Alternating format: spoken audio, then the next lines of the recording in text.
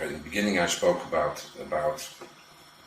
how your memories, how your experiences are stored, and in a way try to look for themselves of their own experiences. So in other words, if you take a glass of water, for instance, you don't have to think about it. You have made up so many experiences about what a glass is in all its different shapes, and your impressions of water have built an image, and that image is looking through your eyes and seeing and recognizing. So it's not something that you particularly yourself do, but the images that you have collected recognize of themselves, and then send up a thought and say, glass of water. So all your experiences, what have they done? They have connected to the images words. So if I say glass, then you straight away understand what I mean, because of your experiences that have connected the images to the words. But all it does and all it connects to is as much as that you have experienced or know about a glass or about water. So when I say water, usually you don't think, or your thoughts don't come up further than just the concept water. If we go into water, you find that water is made up of different elements. H2O. Yeah? Well, H2O, that principle of H2O, is something that you also understand, but it won't come up the moment we talk about a glass of water. Only when we talk about it a little further is your memory, what you know about water, connected to that word. So your understanding of water goes as far as that you understood through your experiences, through what you read, through what you've seen, through the possibilities that you experienced with water, to have an idea of what it is. But that's always limited. If I take a car engine, if you're not technical, you know it's the engine that drives the car. But how? And how the engine runs, and how it burns the fuel, and how it takes the fuel from the petrol tank through a pump into the engine, through a carburetor or injectors, that is, for a non-technical person, it's just a concept. The engine itself, the material it's made of, down to its atoms, is something that you don't consider.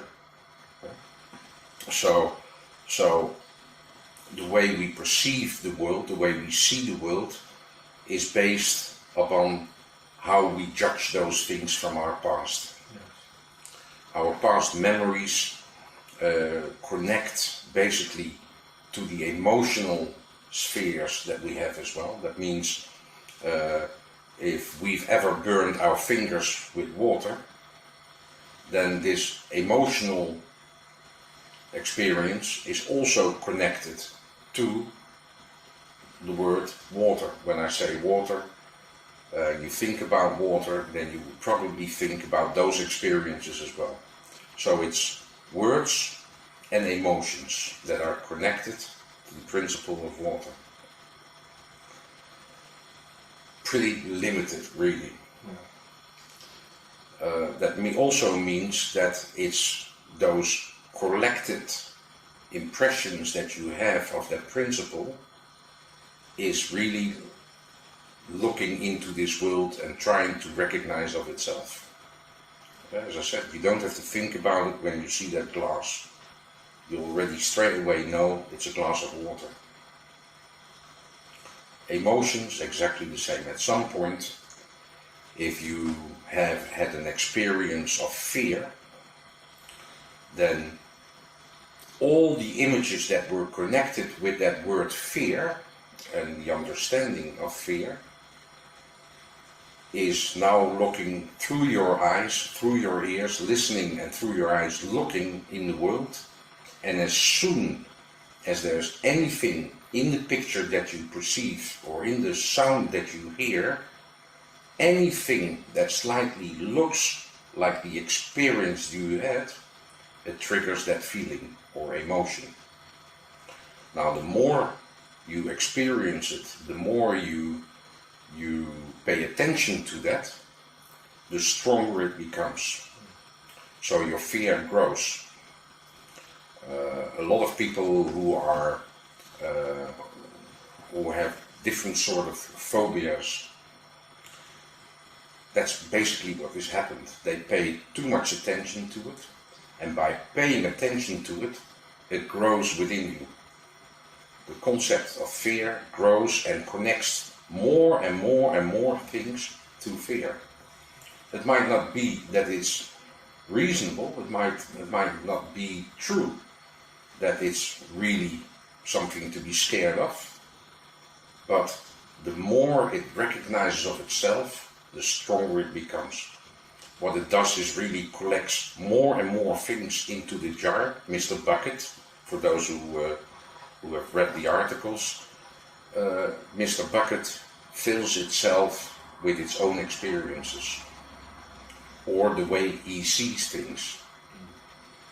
So eventually characteristics come up. A personality is based up of all those emotional bits and what they have collected in it.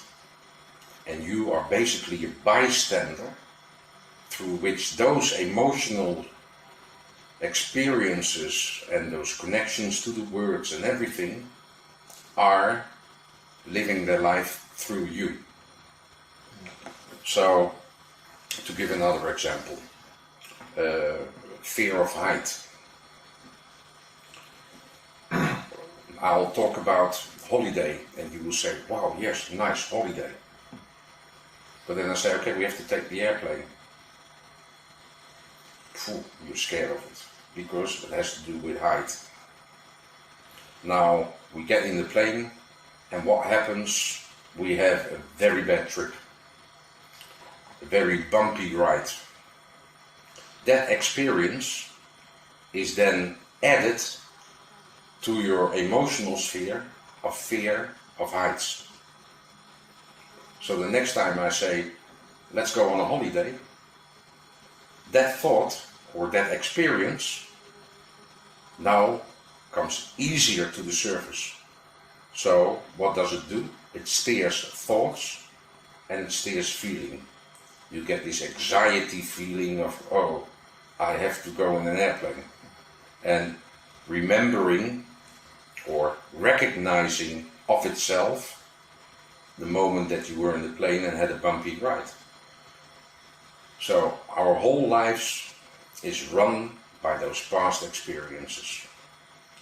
And then we can say, okay, there's parts that we can control, there's parts that we can push away, there's parts that won't be as strong, but there's other parts that become stronger and weakens of the other one.